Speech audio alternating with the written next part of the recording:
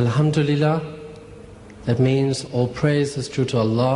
কোরআনকে বলা হয় বিশ্বের সর্বাপেক্ষা পবিত্রতম গ্রন্থ, যেখানে আল্লাহ লিপিবদ্ধ করেছেন অপূর্ব সব বিধান। কোরআনের তথ্য অবিতর্কিত, তবে রহস্যের শেষ নেই সেগুলোকে ঘিরে। কোরআনের বিভিন্ন বিষয়ে ভুল ধরার চেষ্টা করেছেন অনেকেই, তবে তারাই শেষ পর্যন্ত ইসলাম ধর্মে অনুরক্ত হয়ে সেই ধর্মই গ্রহণ করেন।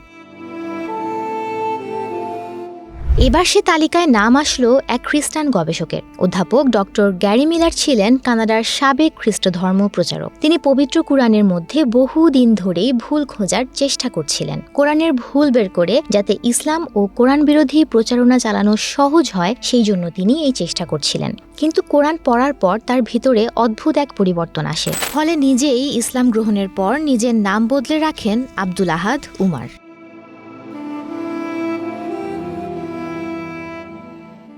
অধ্যাপক ডক্টর গ্যারি মিলার বলেন, তিনি একদিন কোরআন সংগ্রহ করে তা পড়া শুরু করলেন। প্রথমে ভেবেই নিয়েছিলেন যেহেতু কোরআন নাজিল হয়েছিল আরবের মরুচারীদের মধ্যে, তাই এতে নিশ্চয়ই মরুভূমি সম্পর্কেই কথা থাকবে, এবং কোরআন নাজিল হয়েছিল 1400 বছর আগে। সুতরাং এত আগের কোনো গ্রন্থে অবশ্যই তিনি অনেক ভুল খুঁজে পাবেন, এবং সেই ভুলগুলো তিনি তুলে ধরবেন মুসলমানদের সামনে।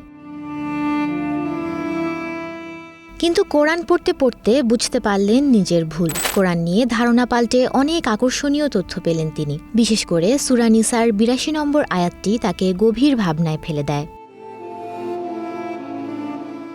এরপর আরও গভীরভাবে কোরআনে ডুব দেন গ্যারি মিলার, আর তার এই অধ্যয়নই তাকে নিয়ে গেল ইসলামের পথে। ইসলামের দোষ খুঁজতে গিয়ে তিনি হয়ে গেলেন একজন মুসলিম তথা মহাসত্যের কাছে সমর্পিত একজন।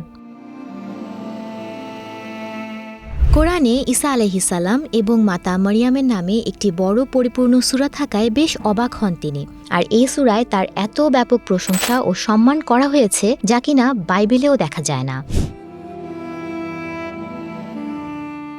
যদিও অনেক সংবাদ গণমাধ্যমের দাবি অধ্যাপক গ্যারি মিলারের ইসলাম গ্রহণের ব্যাপারটি সঠিক নয়। সুমনা মুস্তফা, প্রবাস খবর।